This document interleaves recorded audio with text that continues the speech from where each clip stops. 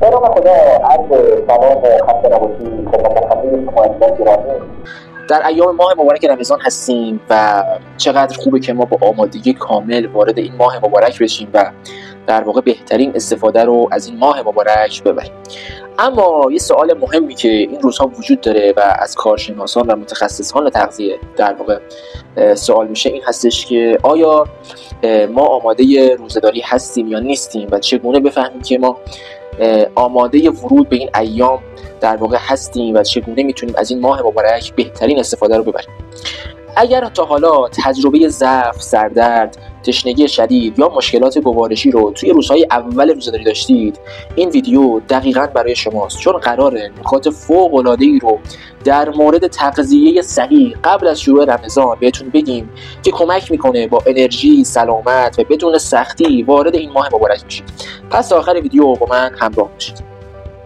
نکته اولی که وجود داره باید بدونیم که اگر عادت دارید در روز با قهوه، چای پررنگ یا نوشیدنی‌های انرژیزا صبحتون رو شروع بکنید، بهتر از الان مصرفشون رو کم بکنید تا بدنتون ناگهانی با ترک کافئین روبرو نشه که این کار از سردرد و بیحالی روزهای اول ماه مبارک در واقع جلوگیری میکنه.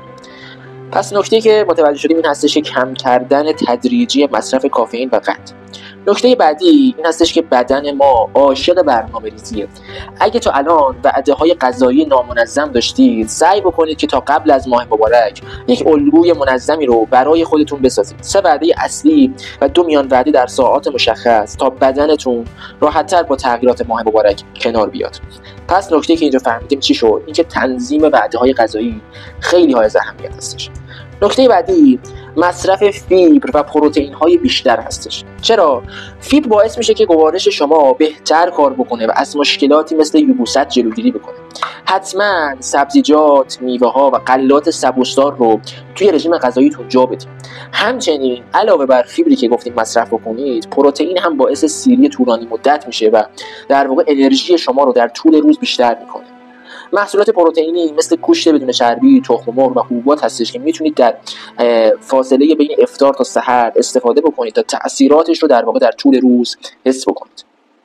نکته بعدی کاهش غذاهای چرب و سرخ کرده هستش. اگه الان به فست فود و غذاهای سرخ کرده عادت دارید، بهتره که کم کم این عادت رو کنار بذارید. این غذاها باعث افزایش تشنگی شما میشه و مشکلات گوارشی رو در واقع افزایش میده. در عوض میتونید از غذاهای آبپز، بخارپز و گریل شده در واقع استفاده بکنید و اینها رو جایگزین غذاهای چرب و سرخ کرده بکنید. نکته بعدی و نکته پنجم این هستش که مصرف آب کافی در بازه افطار تا سحر خیلی اهمیت داره. نوشیدن حداقل 8 لیوان آب در بازه افطار تا سحر توصیه میشه، چرا که کمبود آب باعث خستگی و تشنگی شدید شما میشه. بهتره نوشیدنی‌های گازدار و شیرین رو حذف بکنید و از دمنوش‌های طبیعی و آب میوه‌های طبیعی استفاده بکنید که در واقع آب بدنتون رو در واقع به اندازه کافی تکمیل بکنید.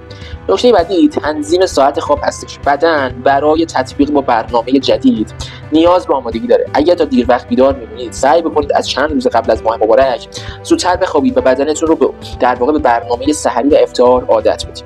نکته هفتم و یکی از نکات بسیار مهمی که کارشناسان و متخصصان تغذیه به شما توصیه میکنن این هستش که کنترل مصرف قند و کربوهیدرات‌های ساده مثل خوراکی‌های خیلی شیرین و کربوهیدرات‌های تصفیه شده به مانند نان سفید و شیرینی‌ها.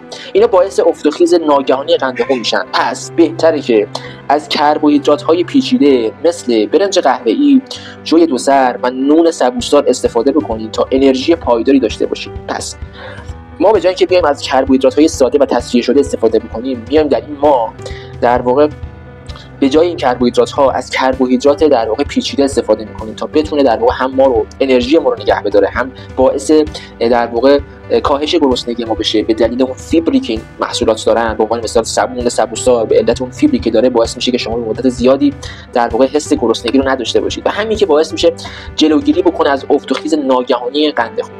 نکته بعدی امتحان کردن روزهای کوتاه هست. اگر بدنتون به ساعات طولانی بدون غذا و آب عادت نداره، میتونید چند روز قبل از ماه مبارک روزهای نیمه وقت بگیرید. یعنی وعده‌های غذایی رو به تدریج کمتر بکنید تا بدنتون آمادگی بیشتری رو داشته باشه و وقتی که وارد این ماه میشید بتونید با آمادگی بهتری از این ماه مبارک استفادهشو ببرید.